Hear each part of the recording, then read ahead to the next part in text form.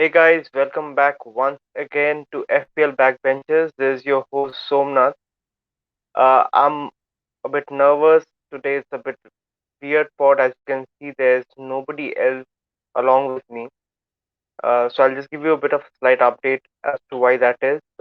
Usually my co-host Anjan joins with me, but unfortunately, as I already mentioned in a tweet as well, in the week that he's suffering from a sore throat and basically we tried so that he could recover in time, but somehow his health worsened. He couldn't make it. So yeah, I mean, first of all, absolutely, hope Anjan gets well soon.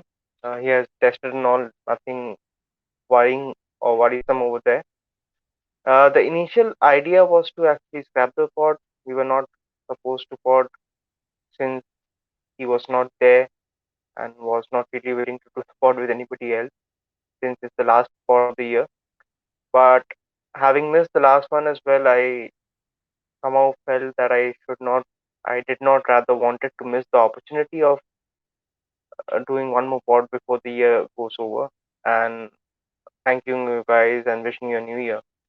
So here I am, and to be very honest with you guys, I'm really nervous because this is something that is completely uncharted territory. So do not expect like a very structured pod. It will probably be a very free flowing pod. Uh, I'll be literally be freestyling, and I can assure you it will be a very short pod because I cannot just keep blabbering on without any co-host along with me. So I'm like just speaking right now alone, and it seems very weird to me. So first of all, once again, welcome back. I would just love to and like to give a small token of appreciation and thank you to everybody and anybody who has watched the channel over this year. We started this year itself, and the season started in August. So anybody who has shown their love and appreciation, who has supported the channel in any way or form, thank you so much. It means a lot. Hopefully the channel grows further, and obviously our subscriber base goes way beyond so that we get noticed in the community as well. We try to do good work. We try to do honest work. So hope that pays dividends over the time, and love you guys whoever has supported and whoever even has meant taken the pain to mention and taken the pain to actually promote us. Thank you so much. It means a lot to us, right? As I said, I'll not be doing a very lengthy pod because it will not make sense to me as well. So quickly, let's jump on to what we always do. We discuss the upcoming game week, which is game week 21. Is the last game week with the shortest turnaround. Post this, the game weeks are evenly spaced out. So at the time of discussion, guys, there is already one fixture that has been postponed due to COVID slash injury issues with the team. So Leicester against Norwich has been already postponed. To which date, obviously, we don't know yet. Norwich had applied for this postponement and they have got it. So at the time of recording, at least, we have only nine fixtures that are moving forward. Even in this nine fixtures, um, there are certain risks. Like the Southampton Newcastle fixture probably is likely to get postponed since Newcastle, I mean, the Twitter news at least is that Newcastle has been hit with a fresh wave of COVID attacks in the camp. So I'm sure they will be applying for postponements as well. Barring this, I think, I don't know what's the situation with Everton. Uh, they have, I can't remember last time Everton played, it's been quite a long time. But I don't think that should be an issue because Everton's match against Newcastle was postponed due to Newcastle this game week. The current game week, which is game week 20.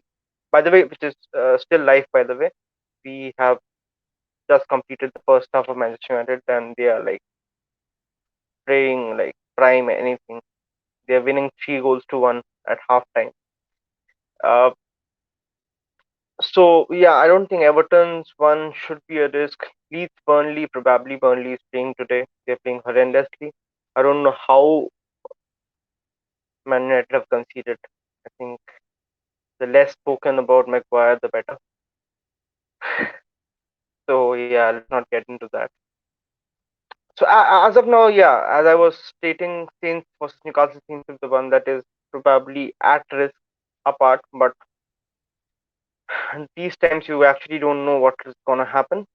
The thing is, after this particular game week, it's the scheduled winter break for all the Premier League clubs. So the next game week will be around 14th or 15th of January. I'll just Yeah. So the next game week is supposed to be, which is game week 22, starts from 15th of January, or rather 14th night India time.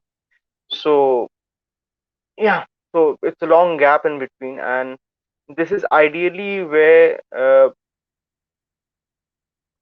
fixtures are supposed to be, the postponed fixtures over the last month and so, which have been postponed, are ideally predicted to be scheduled. It's not been confirmed by anybody or any entity as such, but that's what they are talking about. Okay, let's get straight on with it. The first match, provided all these happen, so fingers crossed this discussion won't go to waste at all. First match is Arsenal against Man City. This is difficult. I would have rather preferred Arsenal game against Man City getting postponed rather than the Wolves one. But anyways, jokes apart, it'll be a difficult match for Arsenal. Absolutely, there's no doubt about it. Pep has been sugarcoating that Arsenal are tough to beat, but yeah, we know Man City is the team, the top. Arsenal, I don't feel that we are still the top four material, or at least that we can probably say confidently by the end of the season. But right now, I think Arsenal are playing well, but I don't expect, especially with the form that City are in, they just, I mean, the scoreline did not suggest that they blew past Brentford, but felt that they did what was needed, because Brentford is not a match that you want to overexert your players in. So yeah, I think they were pretty much in control in the Brentford match, and they won 1-0 against them. Arsenal incidentally did not have a match this game week, so nothing there to comment. Uh, I do expect City to win this match. I will probably go with 3-1 in favor of City. One, I'm just giving it for like a good luck factor. I know it's pretty bleak being an Arsenal fan and not predicting a result that's a draw or win, but yeah, for FPL's sake, I have to be realistic. So that's what it seems. I'll be very happy if I'm pleasantly surprised rather.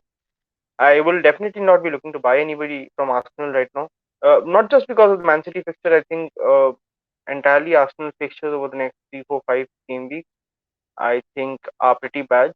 And these fixtures actually don't account for the fact that we also will be playing the League Cup semi-final, which has two legs and both against Liverpool. So yeah, it's a pretty difficult run. I think it's one of the worst runs right now you can have, at least attacking wise. So Arsenal will be having first Man City, then there are two Liverpool matches in between. Then comes Tottenham away, then Burnley at home. Okay, probably that's an easy fixture by the way Burnley are playing. And then Wolves away.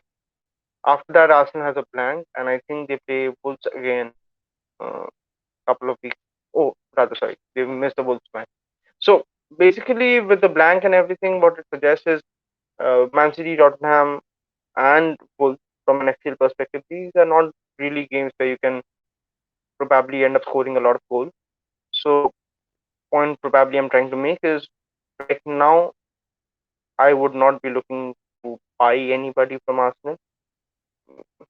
Selling a case can be made if you can find a suitable alternative, but considering how cheap you have got the Arsenal midfielders, probably you will not want to sell if you're owning anybody.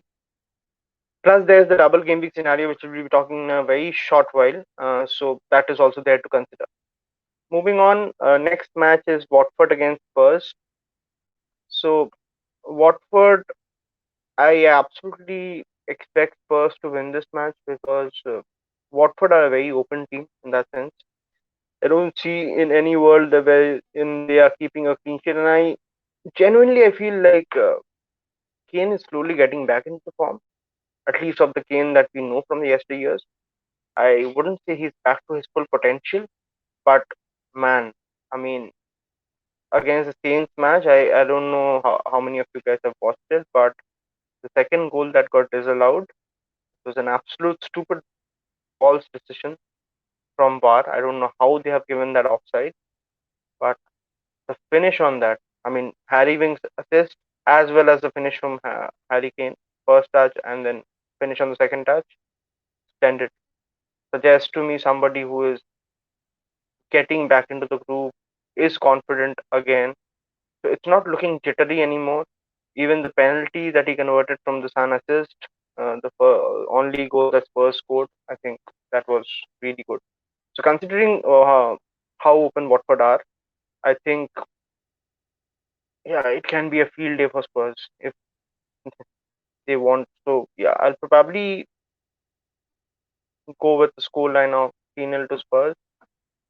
If you are not owning Sun or Kane right now, or you own one of them, it's fair enough. You want to double up, that's not a bad idea. But if you don't own any one of them, I think you should be trying to make that a priority transfer right now. Considering the fact not only because of this fixture, but they also have, I think, uh, 3 fixtures to be rescheduled. So buying their player automatically guarantees you more games you're getting out of that player, at least at the short moment, and they will surely and definitely have a double game week coming up. So I would definitely stock up on their players. Defensively, Spurs are not probably up to the notch. Presently, I think none of the defenders interest me very honestly, if I will say, wherein I'm starting to think about investment.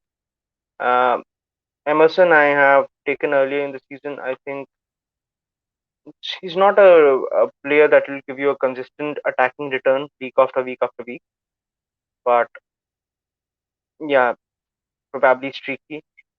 Regulion was initially a good option, but I feel that Regulion might be rotated in that sense um, with Sessegnon, because I think Ryan Sessegnon is probably a much better wing back than Regulion. So we can see minutes getting chopped there. Once Romero is fit, so there might be an issue with probably Dyer Sanchez as well. Loris is somebody who's looking too expensive to go to. Uh, Probably if you're looking for a keeper, since Man United are also having a lot of fixtures to be rescheduled. David Gea at, I think it's not point two cheaper right now, is better option considering he'll get a lot of saves to make, but probably not a better option considering they're getting clean sheet losses from Aaron Lennon shot. I did not even realize that Aaron Lennon is still playing, by the way. But anyways, so yeah, the only person in defense, if I would be particularly interested in, probably is Ben Davies. He's cheap. Um, he plays quite attacking, despite being a left side center back. And the best part is if he's missing out on the match on his bench, it will not hurt you that much, pinch you that much. So yeah, definitely I think go for it. Uh, Palace West Ham next match. West Ham seems to be on the uprise right now, so there's this surge in form. Palace also had a very comfortable and a very convincing victory against Norwich. Interesting thing about Palace is they have, I think, not failed to score at home this season. So this match again being at home, I think it will be quite an exciting affair in that sense. West Ham right now, I feel they can't defend, so they will concede. I particularly see this match kind of being a good goal scoring match in that sense. So I'll probably go for a draw, uh, a 2-all draw. And yeah, I think Pawan, I mean, he talk about the West Ham Watford match. Bowen, what a player, man! Even he had an horrendous VAR decision which ruled his goal an offside. Otherwise, he was on for a 19 pointer. So absolutely amazing, brilliant little player. If you don't own any West Ham attacker, I think I would prioritize Bowen over Antonio because I think his range of points is much more wider than what Antonio's is. Regarding Antonio, I have been pretty vocal about regarding asking people to sell, including Anjan, a lot of time. Uh, I wouldn't say that he's a bad buy right now, but I wouldn't go as far as to say that he's a must buy. Uh, Considering how you're looking at fixtures and what your team setup is, if you feel that yes, you can get Antonio comfortably, he's not the worst choice because West Ham will also eventually have a double game week. Plus, they have good fixtures going forward. But I think Vardy is injured. That news came out, so Iheanacho will be an option again, and I think I personally would be preferring Iheanacho over Antonio because he'll be the man up top. Uh, if I'm going for a striker in that range, even Aston Villa as well, because Watkins will be getting a double game week sometime in the future. So there are a lot of options. Even and the big factor is Antonio. If obviously Noble being on the pitch, he is not taking the penalty. Noble is not expected to start all the matches, but yeah, it's something that is probably slightly worrisome. Might be he won't be on the penalty, or might be the penalty orders have changed. Something or other might happen. He's like a in between buy. He's not a worst buy. He's not a very brilliant buy at this moment, at least for me. Brentford Aston Villa. This is going to be kind of a snooze fest. I feel. I see Villa nicking this 1-0 against Brentford. Nothing much to talk about Villa. I think they did not have any match. That can be. Brentford, well, nothing much to talk about Brentford as well. I think they are slowly, as I predicted very early in the season, that they will eventually revert back to the mean, being coming up from Championship. So right now, Brentford is at the stage where they're not spectacular, but they're not absolutely rubbish as well. So yeah, they're performing like a team that has basically got promoted from the Championship. Some days they are good, some days they're bad. Uh, Ivan Toney is back. I think this was his first match or second match, if I'm not wrong, against the City match, that is. So yeah, he doesn't look up to speed right now. I would expect Villa to win this one. I would go with scoreline of 1-0 to Villa.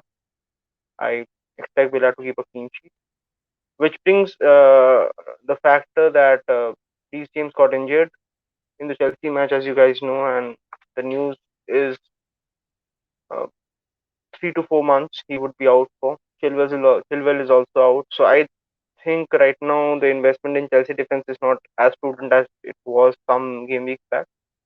So a lot of people are looking for options to switch from these games. I think Matty Cash is a really good option if you are looking for a. And as I said, they will also have a double game week in the future. So Aston Villa looks good for clean sheet. So yeah, uh, no brainer. Everton Brighton definitely would not touch any of Everton's defenders. I think Everton will concede in this match. Brighton has shown more often than not that they will be, or they are rather resilient enough to score a late goal, beat against anybody, and they are the king of draws. But I'll go for a Brighton win over here. I think Brighton will win 2-1. When I say one, I don't know where Everton's one will be coming from. Pretty excited to actually see DCL back, but I don't think even if he's back for this match, he'll be making an instant impact. So he's been out for very long time. I think it's been 3 months around. So he will need some time to recover and be back to full match fitness. So we have to wait. I would not suggest to jump on DCL right away. I know he's an exciting proposition, but at least let him have the feel of matches first. Nothing much to discuss about Brighton as such. Very resilient. I think Lamptey is again a good buy if you are, as I suggested, Matty Cash. I think Lamptey also is a very good buy. They will also have, they'll at least get one double game week. So yeah, that's also something, and he's very lively. As we had discussed in an episode called X Lively, he's the king of lively. So yeah, he's that feel good player that you'll love watching as an FPL asset. So probably can think about that. Leeds Burnley. Uh, this is uh, this is a bit dicey. With obviously we know Calvin Phillips, Bamford, they're all missing out. Leeds are having to play with a lot of their young players, their academy players. On top of that, the Rafinha transfer thing is there. He's been linked to Bayern Munich. Now the thing is, since this game week starts after 1st of Jan, so the transfer window will be open. It's a dicey situation whether his head will be in the Leeds camp or not. It might be an absolute rubbish rumor as well. But nonetheless, it doesn't look the ideal time to invest in Rafinha right now. See how the thing develops. Scoreline wise, very hard to predict. I think I'll go for a draw. 1-1 draw. It's an important match for both of them. They were both technically fighting for relegation as well. So that's something that they will probably have in their mind as well. I think if Leeds are getting a good amount for Rafinha, there might be a chance they sell. They should give the budget is touted as 50 million or above. I think that money would be coming in handy if they can reinvest in Janvit because they, as how their season is right now, they direly need to uh, save themselves from relegation. So I think that will be the focus. Southampton against Newcastle. I will not discuss much about this because I think I have a very high inkling that this match will be getting postponed. Uh, if not, I think like Southampton will comfortably win. So moving on, then it's the blockbuster match, second blockbuster match of the weekend. Chelsea against Liverpool. I will go for a Liverpool win over here because right now Chelsea's morale is down. Both the fullbacks are injured. The first choice fullbacks at least. Kante is not there, so you cannot expect a clean sheet. I absolutely, if you are holding or if you are having Salah, if you can manage any other way to Son, I think you keep Salah for this game week. But if you, even if you're holding, irrespective of that, I don't think it's a bad hold. Salah will be leaving obviously after this game week, that is game week 21 for African Cup of Nations. So Salah, Sadio Mane, and all the African players basically from all the teams, uh, or most of the African players from all the teams will be leaving for AFCON. So yeah, in any case, you'll be selling Salah, but I don't think he is that bad hold in that sense. Scoreline wise, I would go for a 2-1 in favor of Liverpool. I think Liverpool wins this match. Um, yeah, you might get a Salah departing goal for AFCON. We have to speak about Salah's blank, right? I mean, this is the first time ever in the history of FPL since Salah has been there for the past 5 years that he has scored absolutely no point. Very lucky for me. I would not shy away from saying that. I was very worried as a non-Salah owner. His effective ownership was nearly around 140%, and yeah, I was absolutely resigned to the fact that I'm doomed for the game week. But thankfully, that was not the case, and he missed a penalty, which is absolutely rare.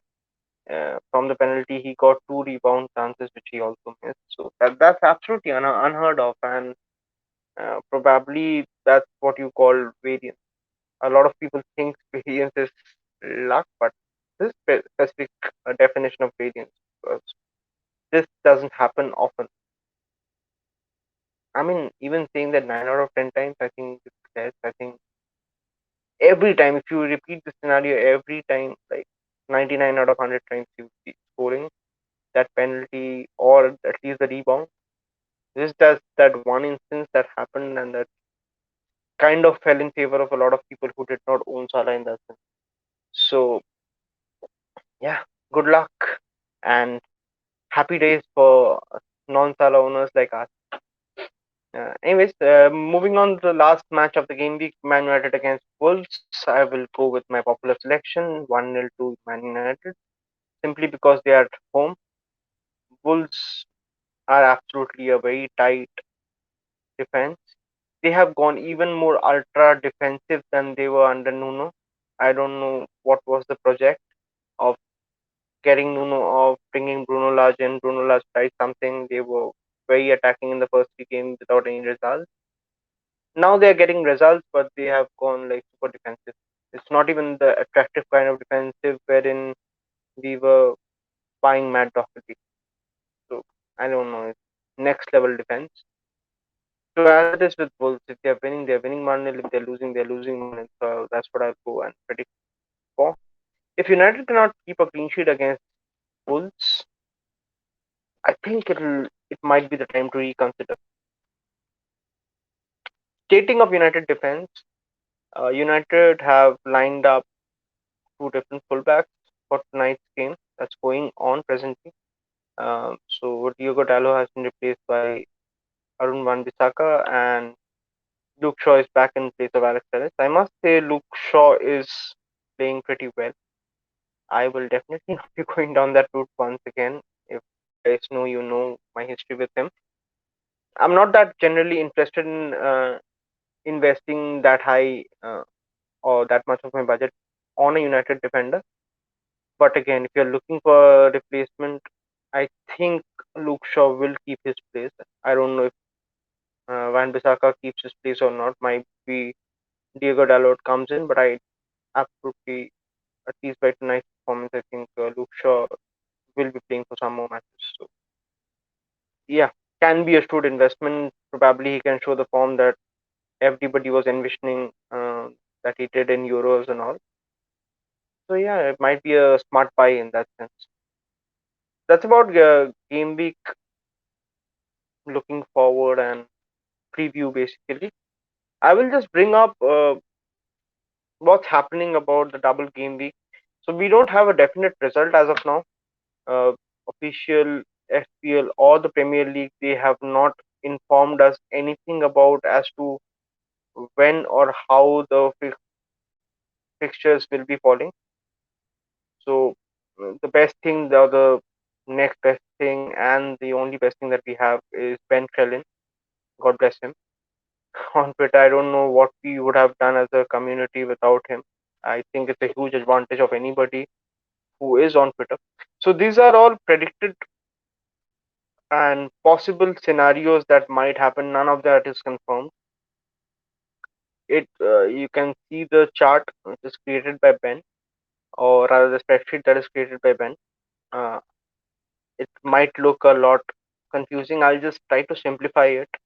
So basically, he has predicted the possible scenarios of the double game week that might fall on 21 and 22. So mind it, we are expecting both 21 and 22 to be a double game week. You can see the color coordinations. So if it's a yellow, it's a very high chance of having a double game week. If it's an amber color, it's a bit less likely. If it's violet, it's a bit less likely, and if it's light blue, then it's absolutely unlikely. Red is for blank game week or possible blank game week, and the green are the fixtures that are for single game week. So basically, I'll just shorten it out. As of game week 21, we don't have any games that are very high probability to happen, but predictably, the most favorable ones are Watford having a double game week against their original fixture, which is against Spurs, and they might have the second fixture against either a Burnley or a Wolves or Crystal Palace. Remember, they have four fixtures to reschedule. Oh, sorry, rather three fixtures to reschedule. So yeah, it'll be they definitely need a double game week or they need a fixture scheduled in this break kind of a period, whatever you call it. Burnley seems the most likely to one to happen, but we'll have to wait for the news. And barring this, Brentford are supposed to have a double game week. I'm telling you the most likely ones that can happen in 21. It will be against Aston Villa and probably in Southampton. Everton are supposed to have a double game week. It will be against Brighton and Leicester possibly. And these are the only three that have quite a high chance. Apart from this, uh, United are supposed to have a double game week against Wolves and Brighton. I think probably can happen. Brighton has against Everton and Manchester United. So obviously, if United happens, this also happens. Burnley against Leeds and Watford or Everton or Aston Villa. Um, this is very less likely to happen. I don't think this happens in that sense. Um, and apart from this, as you already know, Norwich was supposed to have, but Norwich will probably no longer have a fixture right now. Uh, so, but that doesn't mean since there's a huge gap, there might be a fixture like West Ham against, which is a postponed fixture for Norwich, which might be scheduled in this game week itself. So, possibly we will be getting this fixture announcement by Friday 6 p.m. UK time, possibly. But if it doesn't happen, then obviously the deadline for the next game week has passed. Then we have to actually wait and see what official FPL does. They did, by the way, do this last year, wherein they announced all the double game week for that particular game week 1 minute after the deadline was done. That time also we were saved, or at least some of us were saved by the mercy of Ben. But that is about it. So Friday 6 p.m. expecting a news. If it doesn't come, well, Saturday 4:30 or rather I think 11 a.m. UK time is the deadline. So yeah, it's something that we need to watch for. Game week 22 is scheduled to be a much bigger double game week. So I'll just read out the name of the teams: Burnley, Leicester, Manchester United, Brighton, Tottenham. These are the most favorable teams to have a double game week. Apart from this, Watford also will have or probably can have their second double game week. Leeds, Arsenal, Chelsea, Liverpool. Liverpool have a very favorable double game week in Brentford and Leeds. So yeah, just keep checking on. You can follow Ben at the rate of Ben Krellin. That's BENCRELLIN. Keep yourself updated regarding that. He is the absolute master regarding this. So much more qualified than anybody of us to actually inform if any double game week is happening. Chip strategy will be interesting in this. I think totally depends as to what your team structure is. If you're loaded up on, let's say, Chelsea and City players and a lot of the big team players, well, Liverpool do have a double game week, but then again, Salah will not be there. So if you are in that kind of a situation, I don't think free hit is a bad option. You can wildcard as well, but if you're wildcarding, then I think the wildcard um, should be for game week 21, so that effectively, if you're thinking about playing a bench boost on game week 22, you can do that. If not, you can directly wildcard on game week 22 as well. Personally, for me, I'm just looking at the fact if I, since I already made a transfer of last week, I upgraded my second goalkeeper to Dihia. So I do have two playing keepers in Ramsdale and Dihia who are both supposed to have a double game week. Provided if I can have a team of 15 players, playing players, there is some work to be done there because I have players like Brandon Williams and Lucadia and James now.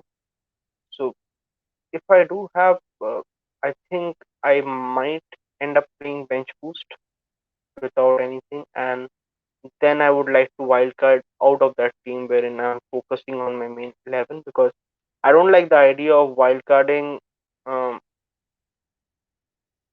and spreading your funds across two keepers and for the purpose of bench boosting, and then it's a very big hassle to actually keep downgrading all those players. So I like the idea of doing the reverse of that, wherein I have those players and I wildcard out of that, wherein I can put the meat of my budget into my first 11. So yeah, that's something that I am possibly looking at right now as a strategy, but then again, everything is very fluid. Okay, to my team now. For the next game week, I will just read it out for the listeners or anybody who cannot see the screen. I have DEI in goal. I also have Ramsdale. Ramsdale currently on bench simply because we are playing Man City. So yeah, I think DEI is a better option. Dallo is Dallo, Cancelo, Arnold. Dallo looks a bit dicey now since he is not playing today. I don't know what the situation there might be.